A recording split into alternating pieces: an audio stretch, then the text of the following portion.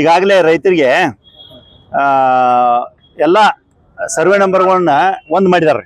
ಒಂದು ಮಾಡಿ ಅದರ ಹಿಸ್ಸಾಗಳನ್ನೆಲ್ಲ ಒಂದು ಮಾಡಿಕಾರ ಒಬ್ಬ ರೈತ ಅವನ್ 2 ಎಕರೆ ಹೊಲ ಇತ್ತಂದ್ರೆ ಅದ್ರದ್ದು ಅವ್ನು ಉತ್ತಾರ ತಗೋಬೇಕಾದ್ರೆ ಮೊದಲು 15 ರೂಪಾಯಿ ಕೊಡ್ತಿದ್ದ. ಇವಾಗ ಇಡೀ ಸರ್ವೆ ನಂಬರ್ದಾಗ ಎಷ್ಟು ಉತ್ತಾರ ಬರ್ತಾವ ಅಷ್ಟು ತೆಗಿಸ್ಕೋಬೇಕಾಗಿದ್ರು. ಅದಕ್ಕೊಂದು 400-500 ರೂಪಾಯಿ ಖರ್ಚು ಬಂದ್ರು ಒಂದೇ ಉತ್ತಾರ ಸಲುವಾಗ 400 ರೂಪಾಯಿ ಖರ್ಚು ಮಾಡ್ಬೇಕು. ಮತ್ತೆ ಇವರೆಲ್ಲ ಸಪರೇಟ್ ಹೊಡೆದಿಟ್ಬಿಟ್ಟಿದ್ದಾರೆ. ಮೊದಲು ಸಪರೇಟ್ ಇದ್ದು ಇವನ್ನೆಲ್ಲ ಒಟ್ಟು ಗುಡಿಸ್ಬಿಟ್ಟಿದ್ದಾರೆ. ಈಗ ಒಂದೇನೋ ಬ್ಯಾಂಕಿನ ವ್ಯವಹಾರ ಮಾಡ್ಬೇಕನ್ನೋ ಯಾವ್ದಾರ ಒಂದು ಸ್ಕೀಮ್ಗೆ ಉತ್ತಾರ ಕೊಡ್ಬೇಕಂದ್ರೆ ಒಂದಿಷ್ಟು ದಿಪ್ ತಗೊಂಡು ಹೋಗಿ ಕೊಡ್ಬೇಕ್ರಿ. ಅವ್ ಇದಕ್ಕ ಅವ್ ಖಾಲಿ ಪುಕ್ಕಟ ಅವಂಗ ಒಂದೇದ್ದು ಎಲ್ಲ ಕುಡಿಸಿ ಹೋಗ್ಬಿಟ್ಟಾರ್ರಿ. ಎರಡನೇದ್ದು ಅದನ್ನ ಸರಿ ಮಾಡ್ಬೇಕಂದ್ರೆ ಒಂದು ಎಕರೆಗೆ 2,000 ರೂಪಾಯಿ ಮಟ್ಟ ಖರ್ಚು ಹೇಳ್ತಾರ. ತಪ್ಪು ಮಾಡಿದವರು ಸರ್ಕಾರ. ಸರ್ಕಾರನ ಸರಿ ಮಾಡ್ಬೇಕಂತ ನಮ್ದೊಂದು ಒತ್ತಾಯ ಐತಿ. ಈಗ ಆಲ್ರೆಡಿ 15 ದಿವಸದಿಂದ ನಾವು ಡಿ ಸಿ ಅವ್ರಿಗೆ ಬಂದ ಮೌಖಿಕವಾಗಿ ಅವ್ರ ಕೈ ಒಂದು ಇದನ್ನು ಕೊಟ್ಟಿದವ್ರಿ. ಮೌಖಿಕ ಅಷ್ಟೇ ಯಾಕ್ರಿ, ಮನವಿಯನ್ನು ಕೊಟ್ಟು ಹೇಳಿದವ್ರಿ. ಇಲ್ಲ ಇದನ್ನ ನೀವು ಸರ್ಕಾರಕ್ಕೆ ತಿಳಿಸ್ಬೇಕು. ಈಗ 1 ತಿಂಗಳು ಆತ್ರಿ, 15 ದಿವಸ ಅಲ್ರಿ, 1 ತಿಂಗಳಿಂದ. ಯಾಕಂದ್ರೆ ಇದು ಬಹಳ ತೊಂದರೆ ಆಗ್ತಾ ಇದೆ ರೀ.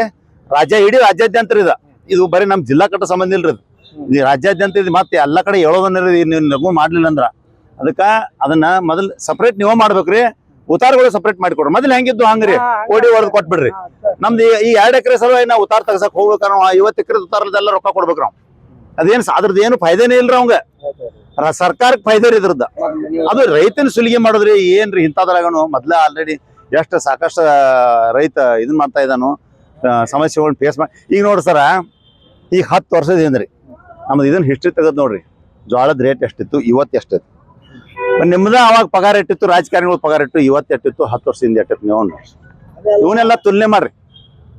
ಹೆಂಗ್ ನಿಮ್ಮ ತುಟ್ಟಿ ಬಿತ್ತಾಕ ಹಂಗ ನಮಗೆ ಏನಾರ ಒಂದು ಇದನ್ನ ಅನ್ವಯಿಸುವಂತದ ನೀವು ಮಾಡ್ಬೇಕಾಕತ್ರಿ.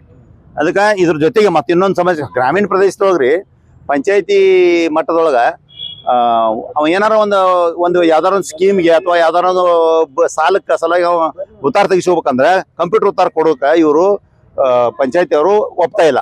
ಯಾಕಂದ್ರೆ ನೀವು ಮೂಲ ಮಾಲಕನ ಕಡೆಯಿಂದ ಮೂಲ ಮಾಲಕನ ಕಡೆಯಿಂದ ಮತ್ತ ನೀವು ಖರೀದಿ ಮಾಡ್ಕೊಂಡು ಬೇರೆ ಅಂತಾರ್ರಿ. ಅಲ್ಲಿ 1 ಗುಂಟೆ 2 ಗುಂಟೆ ಹೊಲಗಳನ್ನ ಅವಾಗ ಬಾಂಡ್ ಮೇಲೆ ಅವ್ರಪ್ಪ ಬರೆದು ಕೊಟ್ಟು ಹೋಗಿದಾನ, ಅವ್ ಸತ್ತು ಹೋಗಿದಾನ.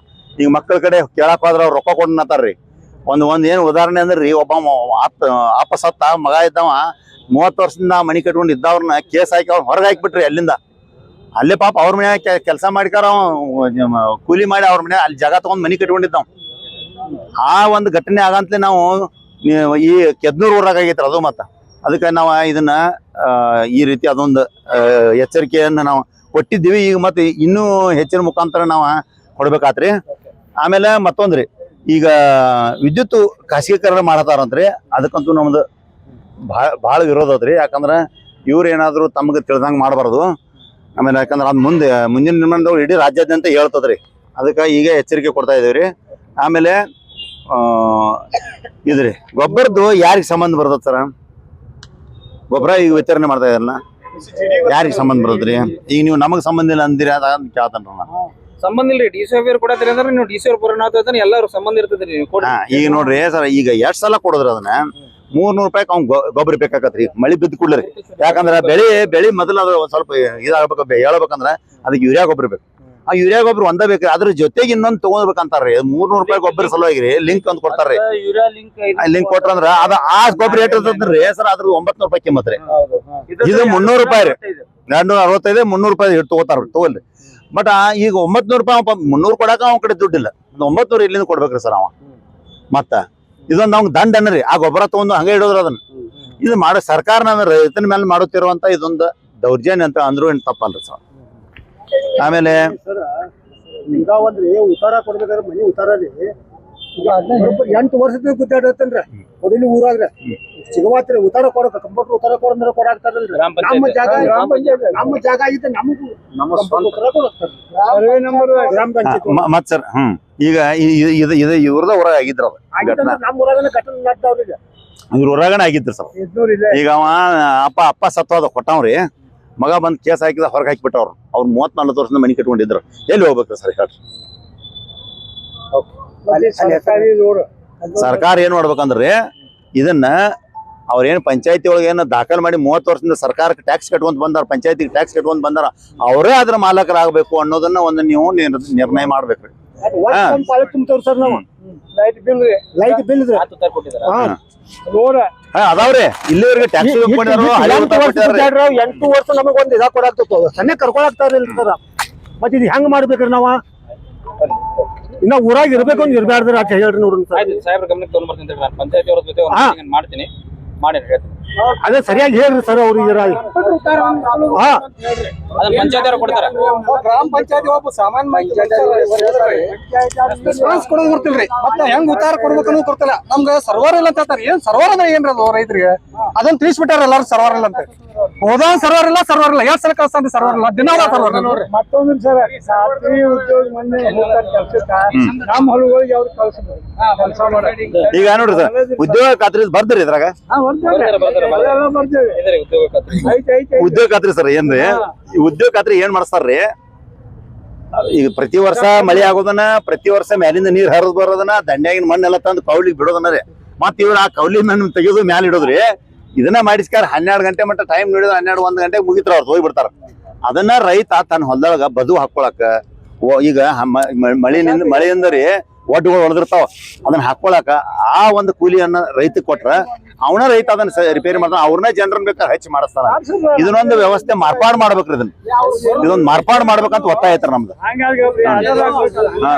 ಇದು ಮಾರ್ಪಾಡು ಮಾಡಿ ಪ್ರತಿಯೊಂದು ಗ್ರಾಮ ಪಂಚಾಯತಿ ವತಿಯಿಂದ ಯಾವ ಊರೊಳಗ ಬದು ನಿರ್ಮಾಣಕ್ಕಿದೆ ಅಲ್ಲ ಈಗ ಈ ಉದ್ಯೋಗ ಖಾತ್ರಿ ಐತಲ್ರಿ ಅದನ್ನ ಅದಕ್ಕೆ ಕೊಡ್ರಿ ಬದು ನಿರ್ಮಾಣಕ್ಕೆ ಯಾಕಂದ್ರೆ ಅಲ್ಲ ಈಗ ಏನ್ ಇದನ್ನ ವಸೂಲಿ ಮಾಡ್ಬೇಕು ಹೇಳ್ತಿರೋದು ಉದ್ಯೋಗ ನರೇಗಾದಲ್ಲಿ ಬದು ನಿರ್ಮಾಣಗಳಿಗೆ ಅವಕಾಶ ಇದೆ ಹ್ಞೂನ್ರಿ ಆದ್ರೆ ಅದಕ್ಕಾದ ಪರ್ಸೆಂಟೇಜ್ ಇದೆ ಆ ಪ್ರಕಾರವಾಗಿ ನೀವು ಅರ್ಜಿ ಸಲ್ಲಿಸಿ ಅದು ಮಾಡ್ಕೋಬೇಕು ಅದನ್ನ ಮಾಡಿಸ್ತೇವೆ ಪಂಚಾಯತಿ ಮೆಂಬರ್ಗಳು ಪಂಚಾಯತಿ ಅವ್ರು ಯಾರು ಇದನ್ನ ಹೇಳುದಿಲ್ಲ ಮತ್ತ ಅದನ್ನ ಇಂಪ್ಲಿಮೆಂಟ್ ಮಾಡೋದಿಲ್ರಿ ಸರ್ ಈಗ ನೋಡ್ರಿ ಮೊನ್ನೆ ನೀವು DC ಅವ್ರಿಗೆ ಬಂದ್ ಹೇಳಿದವ್ರ ನಾವ್ ಮೊನ್ನೆ DC ಅವ್ರಿಗೆ ಹೇಳ್ರಿ ಸರ್ ಇದು ಹಿಂಗ ಇವನ್ನೆಲ್ಲ ಒಟ್ಟು ಗುಡಿಸಿದಾರು ನಾವು ಸಪರೇಟ್ ಉತ್ತಾರ ತಗೋಬೇಕಾದ್ರೆ ಏನ್ ಮಾಡ್ಬೇಕು ಅವ್ರ ಏನಂದ್ರೆ DC ಅವರು ನೀವೆಲ್ಲ ಆ ಸರ್ವೆ ನಮ್ದಾಗ ಇರುವಂತ ಎಷ್ಟ್ ಜನ ಇರ್ತಾರ 50 ಮಂದಿ ಇರ್ಲಿ 20 ಮಂದಿ ಎಲ್ಲಾರು ಒಟ್ಟಾಗಿ ಬರ್ರಿ ನಾವ್ ನಿಮ್ಗೆ ಸಪರೇಟ್ ಮಾಡಿಸ್ಕೊಡ್ತಾವ ಅಂದ್ರಿ ಅಂದ್ಕೂಲೆ ನಾವು ಸಪರೇಟ್ ಮಾಡಿಸ್ಕೊ ಅವ್ರ ಏನ್ ಹೇಳ್ಬಿಟ್ರು ತಹಸೀಲ್ದಾರ್ಗೆ ಹೇಳ್ರಿ ಇವ್ರದ್ದು ಏನೈತ್ ನೋಡ ಮಾಡಿಕೊಡಂದ್ರಿ ತಹಸೀಲ್ದಾರ್ ಕಡೆ ಹೋದ್ರು ನಾವು ತಗೊಂಡ್ ಎಲ್ಲಾರು ಈಗ ಒಂದ್ ಸರ್ವೆ ನಂಬರ್ದು 11 ಮಂದಿ ಎಲ್ಲಾ ಸೇರಿಕಾರ ಹೋದ್ರಿ ಆದ್ಮೇಲೆ